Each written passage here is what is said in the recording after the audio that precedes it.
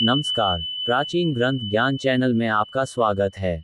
आज हम आपको श्रीमद् देवी भागवत पुराण के तीसरे स्कंद में अध्याय 17 श्रवण करवाएंगे, जिसमें युधाजित का अपने प्रधान अमात्य से परामर्श करना, प्रधान अमात्य का इस संदर्भ में वशिष्ठ विश्वामित्र प्रसंग सुनाना और परामर्श मानकर युधाजित का वापस लौट जाना, बालक सुदर्शन को दैवयोग से कामराज नामक बीजमंत्र की प्राप्ति, भगवती की आराधना से सुदर्शन को उनका प्रत्यक्ष दर्शन होना तथा काशीराज की कन्या शशिकला को स्वप्न में भगवती द्वारा सुदर्शन को वरण करने का आदेश देने का वर्णन किया गया है। तो आए श्रोताओं, हम कथा श्रवण करने से पहले चैनल को सब्सक्राइब करके वीडियो को पूरा देखें। तो चलिए हम वीडियो को शुरू करते हैं। व्यास जी बोले, हे राजन, भारद्वाज मुनि का ये वचन सुनकर राजा युधाजित ने अपने प्रधान अमात्य को बुलाकर बड़ी सावधानी से उनसे पूछा, हे सुबुधे, आप बताएं कि अब मुझे क्या करना चाहिए। हे सुव्रत, क्या मधुर वचन बोलने वाली मनोरमा को पुत्र सहित बलपूर्वक ले चलूं? अपना कल्याण चाहने वाले पुरुष को चाहिए कि वह तुच्छ शत्रु की भी उपेक्षा न करे, क्योंकि वह राजयक्ष्मा रोग के समान बढ़कर मृत्यु का कारण बन जाता है। यहाँ न कोई सेना है और न कोई योद्धा ही है जो मुझे रोक सके। अतः मैं अपने दौहित्र के शत्रु उस सुदर्शन को पकड़कर अभी मार डालूंगा। यदि मैं बलपूर्वक इस प्रयत्न में सफल हो जाता हूं तो उसका राज्य निष्कंटक हो जाएगा। सुदर्शन के मर जाने पर निश्चय ही वह निर्भय हो जाएगा। प्रधान अमात्य ने कहा, हे राजन, ऐसा दुस्साहस नहीं करना चाहिए। अभी आपने भारद्वाज मुनि का वचन सुना ही है। हे मान्य, उन्होंने इस संबंध में विश्वामित्र का दृष्टांत दिया है। प्राचीन समय में गाधितनय विश्वामित्र एक समृद्धिशाली तथा प्रसिद्ध राजा थे। एक बार वे महाराज घूमते हुए महर्षि वशिष्ठ के आश्रम में जा पहुंचे। प्रतापी राजाओं में श्रेष्ठ वे महाराज विश्वामित्र उन्हें प्रणाम करके मुनि द्वारा प्रदत्त आसन पर बैठ गए। उसके बाद महात्मा वशिष्ठ जी ने उन्हें भोजन के लिए निमंत्रित किया। तब वे महायशस्वी गाधिपुत्र विश्वामित्र अपने सैनिकों सहित उपस्थित हो गए। उस समय भक्ष्य तथा भोज्य आदि जो भी आवश्यक हुआ, वह सब उनकी नंदिनी गौ ने उपस्थित कर दिया। सेना समेत राजा विश्वामित्र मनोवांछित भोजन करके इसे नंदिनी गौ का प्रभाव समझकर वे राजा उन मुनिश्रेष्ठ वशिष्ठ जी से नंदिनी गौ मांगने लगे। विश्वामित्र बोले, हे मुने, मैं आपको पर्याप्त दूध देने वाली हजारों गौएं दूंगा, आप मुझे यह अपनी नंदिनी गौ दे दीजिए। हे परंतप, मैं यही प्रार्थना कर रहा हूँ। वशिष्ठ बोले, हे राजन, ये गौ होम के लिए भविष्य प्रदान करती है, अतः मैं इसे किसी प्रकार भी नहीं दे सकता। आपकी 1000 गौएं आपके ही पास रहें।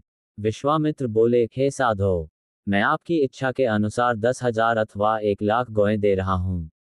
आप नंदिनी मुझे दे दीजिए, नहीं तो मैं इसे बलपूर्वक ग्रहण कर लूंगा। वशिष्ठ बोले, हे नृपते, जैसी आपकी रुचि हो, आप इसे बलपूर्वक अभी ले लीजिए, किंतु हे राजन, मैं तो इस नंदिनी को स्वेच्छा से अपने आश्रम से आपको नहीं दूंगा। ये सुनकर राजा विश्वामित्र ने अपने महाबली अनुचरों को आदेश दिया कि तुम लोग इस नंदिनी गौ को ले चलो। तब बल के अभिमान में चूर उन अनुचरों ने आक्रमण करके उस धेनु को बलपूर्वक बांधकर पकड़ लिया। तब आंखों में आंसू भरकर कांपती हुई उस नंदिनी ने मुनि से कहा, हे मुने, आप मुझे क्यों त्याग रहे हैं? ये सब मुझे बांध कर खींच रहे हैं। वशिष्ठ जी ने उससे कहा, हे उत्तम दूध देने वाली नंदिनी, मैं तुम्हें त्याग नहीं रहा हूं। ये राजा तुम्हें बलपूर्वक ले जा रहे हैं, जबकि मैंने अभी इनका स्वागत किया है। हे शुभे, मैं क्या करूं? मैं अपने मन से तुम्हें छोड़ना नहीं चाहता। मुनि के ऐसा कहने पर वह धेनु क्रोधित हो गई और कर्कश शब्दों वाला अत्यंत भयंकर हंभारव करने लगी। उसी समय उसके शरीर से महाभयंकर दैत्य ठहरो ठहरो ऐसा कहते हुए निकल पड़े। वे शस्त्र धारण किए हुए थे और उनका शरीर कवच से ढंका हुआ था।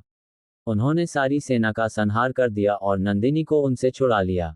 तब अत्यंत व्यथित होकर राजा विश्वामित्र अकेले ही घर लौट गए। वे अपने मन में सोचने लगे, हाय, मैं कितना पापी एवं दीनात्मा हूँ। क्षत्रिय बल की निंदा करते हुए वे विश्वामित्र ब्राह्मण के बल को महान तथा दुराराध्य समझकर तप करने लगे। महावन में अनेक वर्षांत तक कठोर तपस्या करके विश्वामित्र ने क्षात्र धर्म का त्याग करके अंत में ऋषित्व प्राप्त कर लिया। अतः हे राजेंद्र, आप भी ऐसा अद्भुत वैर न करें, क्योंकि तपस्वियों के साथ किया जाने वाला युद्ध निश्चित ही कुल का नाश करने वाला होता है। अतः आप तपोनिधि मुनि व भारद्वाज के पास अभी जाइए और उन्हें आश्वासन दीजिए। हे राजेंद्र, सुदर्शन को यहीं छोड़ दीजिए, जिससे वह आनंदपूर्वक रह सके। हे राजन, ये दीन बालक आपका क्या अहित कर सकेगा? ऐसे दुर्बल एवं अनाथ बालक के प्रति आपका यह वैरभाव व्यर्थ है। हे नृपश्रेष्ठ, सर्वत्र दया करनी चाहिए। ये संसार सदा दैव के अधीन रहता है। ईर्ष्या करने से क्या लाभ? जो होनी होगी वह तो होकर ही रहेगी। हे राजन, दैवयोग से कभी वज्र तृण बन जाता है और किसी समय तृण वज्र बन जाता है, इसमें संदेह नहीं है। दैवयोग से ही खरगोश सिंह को और मच्छर हाथी को मार देता है। अतः हे मेधाविन, आप दुस्साहस छोड़िए तथा मेरा हितकर वचन मानिए। व्यास जी बोले, हे जन्मेजय। मंत्री की यह बात सुनकर नृपश्रेष्ठ राजा युधाजित भारद्वाज मुनि को सिर झुकाकर प्रणाम करके अपने पुर को चले गए। तब रानी मनोरमा भी निश्चिंत हो गईं और उस आश्रम में रहती हुई अपने सत्यव्रती पुत्र सुदर्शन का पालन करने लगीं। अब वह सुंदर कुमार मुनि बालकों के साथ सर्वत्र निर्भय होकर क्रीड़ा करता हुआ दिनों दिन बढ़ने लगा। एक दिन सुदर्शन के पास आए हुए विदल्य को किसी मुनि कुमार ने क्लीब इस नाम से पुकारा। उसे सुनकर सुदर्शन ने उसके एकाक्षर क्ली शब्द को स्पष्ट रूप से धारण कर लिया और उस अनुस्वार विहीन अक्षर का ही वह बार बार उच्चारण करने लगा। बालक ने इस कामराज नामक बीज मंत्र को मन से ग्रहण कर लिया और उसे हृदयगम करके आदरपूर्वक जपना प्रारंभ कर दिया। हे महाराज, दैवयोग से ही उस बालक सुदर्शन को ये कामराज नामक अद्भुत बीज मंत्र स्वयमेव प्राप्त हो गया। उस समय केवल 5 वर्ष की अवस्था में ही वह ऋषि तथा छंद से विहीन और ध्यान तथा न्यासरहित मंत्र प्राप्त कर मन ही मन उसे जपता हुआ खेलता तथा सोता था। उस मंत्र को स्वयं सबका सार समझकर वह सुदर्शन उसे कभी नहीं भूलता था। मुनि ने 11वें वर्ष में उस राजकुमार का उपनयन संस्कार किया और उसे वेद पढ़ाया एवं सांगोपांग धनुर्वेद तथा नीतिशास्त्र की विधिवत शिक्षा दी। उस बालक ने उसी मंत्र के प्रभाव से समस्त विद्याओं का सम्यक अभ्यास कर लिया। एक बार उसने देवी के रूप का प्रत्यक्ष दर्शन भी किया। उस समय वे लाल वस्त्र धारण किए थीं, उनके विग्रह का रंग भी लाल था और उनके सभी अंगों में रक्तवर्ण के ही आभूषण सुशोभित हो रहे थे। इस प्रकार का दिव्य स्वरूप धारण कर वाहन गरुड़ पर विराजमान उन अद्भुत वैष्णवी शक्ति को देखकर राजकुमार सुदर्शन के मुखमंडल पर प्रसन्नता छा गई। इस प्रकार समस्त विद्याओं का रहस्य जानने वाला वह सुदर्शन उस वन में रहकर जगदम्बा की उपासना करता हुआ नदी तट पर विचरण करने लगा। उसी वन में भगवती जगदम्बा ने उसे धनुष, अनेक तीक्ष्ण बाण, तूनीर तथा कवच प्रदान किए। इसी समय सभी शुभ लक्षणों से युक्त शशिकला नाम से विख्यात काशीराज की परम प्रिय पुत्री ने उस वन में रहने वाले समस्त शुभ लक्षणों से संपन्न, पराक्रमी तथा दूसरे कामदेव के समान प्रतीत होने वाले राजकुमार सुदर्शन के विषय में सुना। बंदीजनों के मुख से अति सम्मानित राजकुमार के विषय में सुनकर शशिकला ने मन ही मन बुद्धिपूर्वक उसे पति रूप में वरण करने का निश्चय कर लिया। उसी दिन आधी रात को जगदम्बा स्वप्न में शशिकला के पास आकर स्थित हो गईं और उसे आश्वस्त करके यह वचन बोली, हे सुश्रोणी, सुदर्शन मेरा भक्त है, तुम उसी को अपना पति स्वीकार कर लो। हे भामिनी, मेरी आज्ञा से वह तुम्हारी सब कामनाएं पूर्ण करेगा। इस प्रकार स्वप्न में भगवती का मनोहर स्वरूप देखकर तथा उनके इस वचन को स्मरण करके परम मानिनी शशिकला प्रसन्न हो गई। वह प्रसन्नता के साथ उठ गई।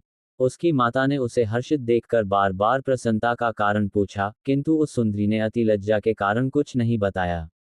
स्वप्न का बार बार स्मरण करके प्रसन्नता से युक्त होकर वह जोर से हंस पड़ती थी। तब उसने अपनी एक अन्य सखी से स्वप्न का सारा वृतांत विस्तार पूर्वक कह दिया। किसी दिन वह विशालनयनी शशिकला अपनी सखी के साथ चंपा के वृक्षों से सुशोभित एक सुंदर उपवन में विहार के लिए गई। वहां पुष्प चुनती हुई वह कुमारी एक चंपा वृक्ष के नीचे खड़ी हो गई। तभी उसने मार्ग में शीघ्रतापूर्वक आते हुए किसी ब्राह्मण को देखा। उस ब्राह्मण को प्रणाम करके सुंदरी शशिकला ने मधुर वाणी में कहा, हे महाभाग, आप किस देश से आए हैं? ब्राह्मण ने कहा, हे बाले, एक कार्यवश भारद्वाज मुनि के आश्रम से मेरा आगमन हुआ है। तुम क्या पूछ रही हो, मुझे बताओ। शशिकला बोली, हे महाभाग, उस आश्रम में अत्यंत प्रशंसनीय, संसार में सबसे बढ़कर तथा विशेष रूप से दर्शनीय कौन सी वस्तु है? ब्राह्मण ने कहा, हे सुश्रोणी, महाराज ध्रुवसंधि के पुत्र श्रीमान सुदर्शन वहां रहते हैं। पुरुषों में श्रेष्ठ वे सुदर्शन अपने नाम के अनुरूप ही हैं।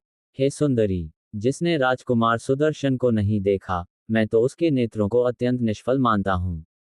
सृष्टि की अभिलाषा वाले ब्रह्मा ने कौतूहलवश उन एक सुदर्शन में सभी गुणों को भर दिया है।